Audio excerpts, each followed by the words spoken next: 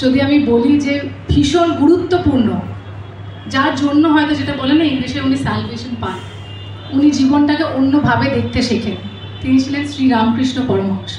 যেটা নিয়ে অনেকজন অনেক কিছু আমাকে সোশ্যাল মিডিয়ায় লিখেছেন যে ওনাকে কবে দেখবো, ওনার ঝলক কবে দেখবো, কখন দেখবো। তো আজকে এই 1 জানুয়ারি 2025 এই দিনের থেকে বেশি ভালো উপলক্ষ হতে পারতো না এই পোস্টারটা লঞ্চ করার জন্য।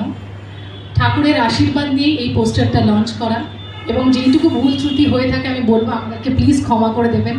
আমরা শুধু সৎ মনে চেষ্টা করে গেছি, প্লিজ মনে রাখবেন, ভালোবেসে রাখবেন। কিছু ভুল হলে জানাবেন, সেটা আমরা মাথা নত করে নিয়ে নেব, কিন্তু সত্যি বলছি মন থেকে একটা সৎ চেষ্টা করি এই কাজটা করা। সো অভিষেক, আমরা অভিষেক হোক পোস্টারটা এবারে অ্যানাউন্স হয় যে স্টার থিয়েটারের নাম বদলে বিনোদিনী থিয়েটার হয়ে গেছে। আমাকে এখান থেকে বলতে হবে জয়দীপদা কোথায় আছে, প্লিজ প্লিজ প্লিজ একবার জয়দীপদা তোমাকে আসতেই হবে। সব থেকে খুশি যদি হয়েছিল একটা মানুষ ছিল জয়দীপদা, please you have to be here. উনি বলেছিলেন যে এটা মানে such a big momentous thing for star theatre, for Bengal, for Kolkata, যে একটা ইতিহাস চেঞ্জ করে। সো প্লিজ দুটো লাইন যদি আপনি বলেন please, this is your day. Good afternoon, সবাইকে অনেক ধন্যবাদ আর ওয়েলকাম টু বিনোদিনী থিয়েটার। সবাইকে আসার জন্য অনেক অনেক ধন্যবাদ।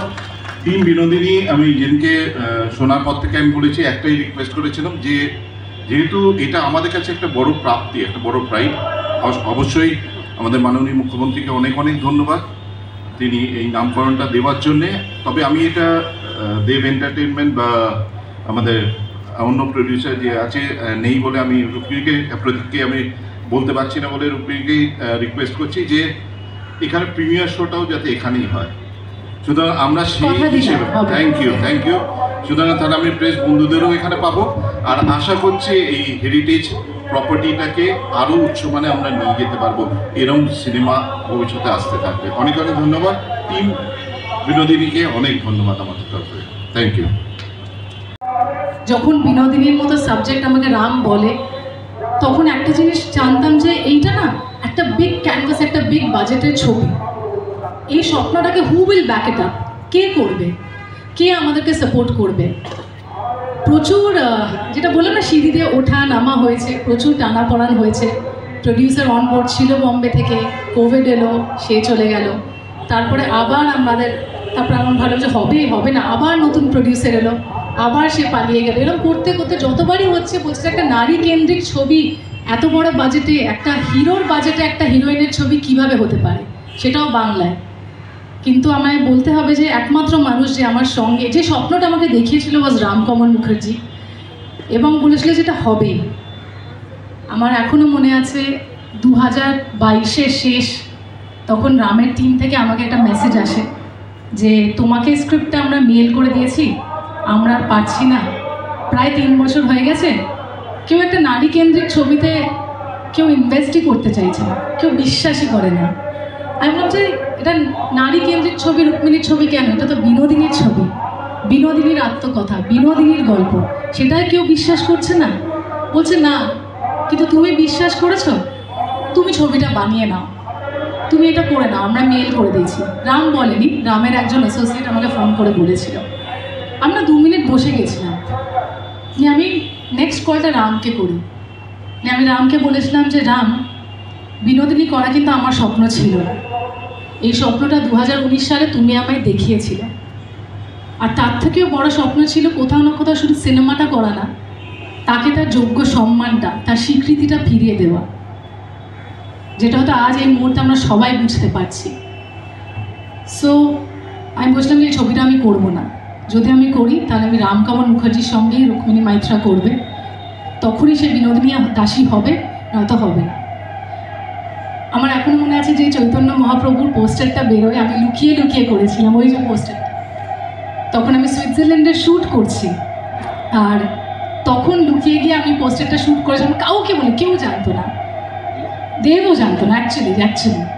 ফাইনালি যেদিনকে একদম মন মরা হয়ে পড়েছিলাম, তখন আমি এই পোস্টারটা দেখাই, Dev entertainment ventures came on board.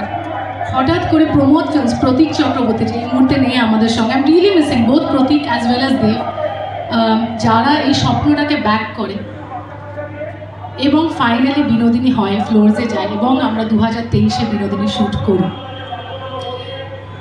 এই লড়াইটা আমার হয়তো অ্যাজ রুক্মিণী যে বিনোদিনী ছবিটা করেছে তার জন্য তো 6 বছরের লড়াই, আজ 6th ইয়ার এন্টার করছি এবং বিনোদিনী রিলিজ হতে চলেছে 23 তারিখে। কিন্তু আমার থেকে তো আরও বড় লড়াইটা ছিল এই মানুষটা যে 140 বছর ধরে এখনও লড়ে যাচ্ছে। আমাদের দেশ স্বাধীনতা পেয়েছে 200 বছর লড়ে, আজও এই পুরুষতান্ত্রিক সমাজের কারণে একজন মহিলাকে 140 বছর লড়তে হলো তার স্বীকৃতি, তার সম্মানটা পেতে। আমি জানি না আমরা মহিলা হিসাবে কোথায় কেন এতটা এখনো পিছিয়ে আছি। আজ এই স্টার থিয়েটার হয়েছিল, হয়তো আগে বেডেন স্ট্রিটে ছিল, আজকে সেটা হাতিবাগানে।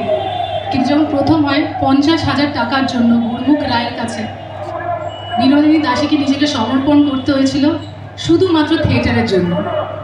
আর তাকে সেই থিয়েটারের পুরুষরাই বলেছিল যেটা তুমি করো থিয়েটারের জন্য, এবং থিয়েটারের নাম হবে বি থিয়েটার, সেই স্বপ্ন তাকে দেখিয়েছিল।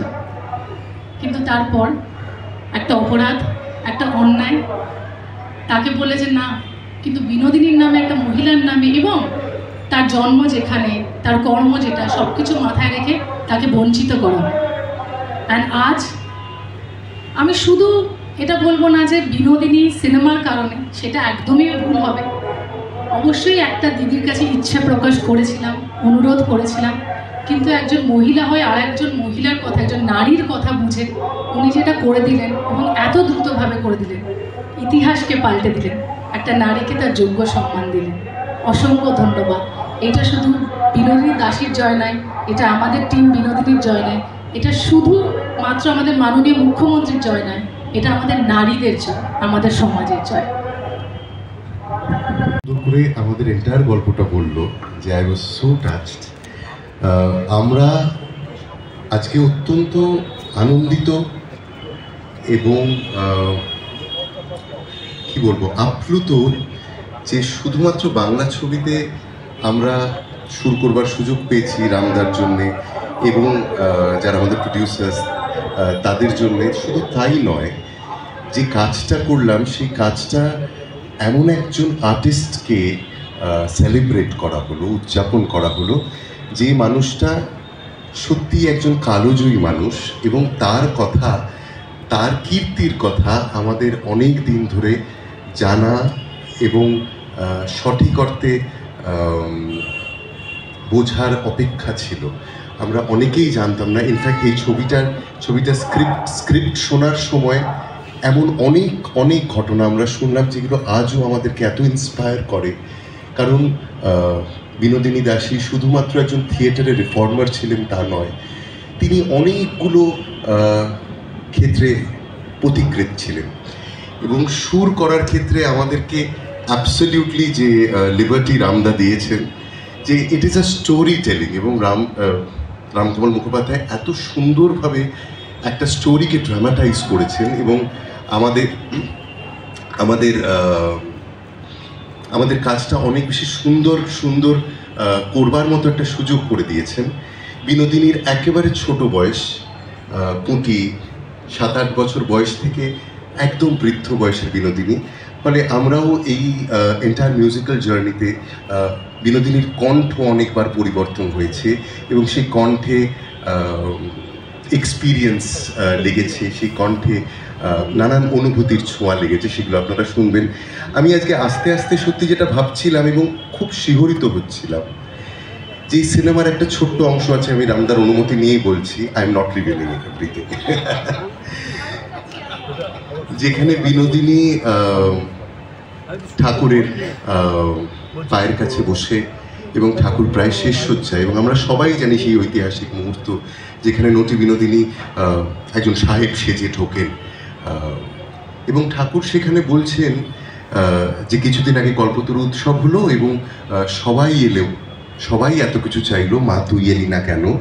এবং সেখানে নটি বিনোদিনী বলছেন যে যিনি না চাইতেই সব কিছু দেন তার কাছে আর নতুন করে কি চাইবো, এবং তার উত্তরে ঠাকুরের সেই ঐতিহাসিক কথা যে হ্যাঁ মা হয়েছে, এই তো তোর চৈতন্য হয়েছে।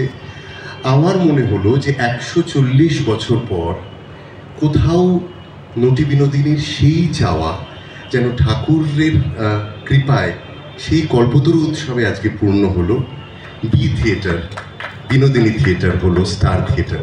ফলে এইরকম একটা কালজয়ী ঐতিহাসিক যে লীলা, তার শুধু সাক্ষী আমরা হতে পারলাম, এটা আমাদের কাছে অত্যন্ত ঐতিহাসিক এবং একটা স্মরণীয় মুহূর্ত হয়ে থাকবে সারা জীবন।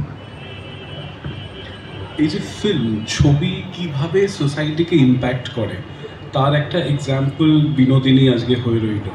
ইন্টারন্যাশনালি অনেক রেভলিউশন হয়েছে যেগুলো ছবির মাধ্যমে সোশ্যালি মানুষের কাছে অনেক মেসেজেস গিয়ে পৌঁছেছে। এই বিনোদিনীর হাত ধরে এরকম একজন সিঙ্গার সংরাইটার, একজন সিঙ্গার অ্যাক্টর, তার জীবনের কথা হয়তো আজকে নতুন জেনারেশন জানতে পারবে। আমরা এটাকে পিরিয়ড ছবির মতো করে ব্যাকগ্রাউন্ড স্কোর বা মিউজিক করেছি তা নয়, ইট ইজ ভেরি কন্টেম্পোরারি। এবং যেভাবে রামদাস স্কেচ করেছে এই ছবি, তা আপনারা দেখলে বুঝবেন it is very relevant to an international audience today. এবং এই যে ছবির মাধ্যমে একটা এত বড় মেসেজ আমরা পৌঁছতে পারলাম, as part of team Binodini আমরা খুব গর্বিত।